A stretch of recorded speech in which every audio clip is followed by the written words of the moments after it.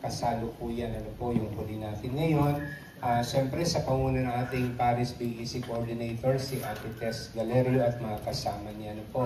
Sa iba't ibang Kristiyanong kapitbahayan na may mga core group po tayo na pinangungunahan naman po sila ng isa sa mga kabahagi ng core group ng bawat BEC. At siyempre po sa mga pamilya na matiyagang tumanggap sa mga istasyon ng cruise mula po nung unang Biyernes hanggang sa ngayon po.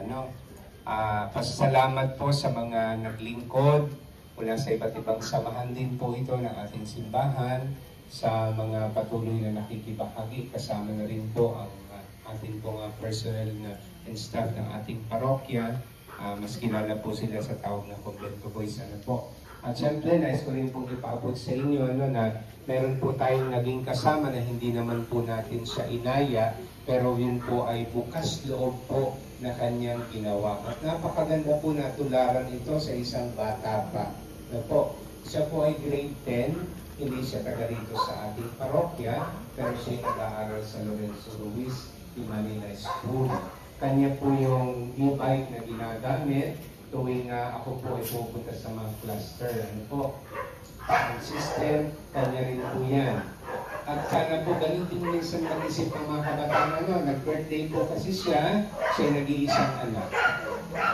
Pagdasal natin, sana nga po ay tuluyan siya pumasok sa seminaryo. Nung nag-birthday, ang ni-request ay e-bike. Without knowing na gagamitin niya pala po dito sa atin. And eventually yata, may isa pang, di ba, converter and motivation, hiningi naman niya ay sound system. Kaya po siya yung matiyagang sumasama sa atin. Ayun po, si Nigel. Ayan.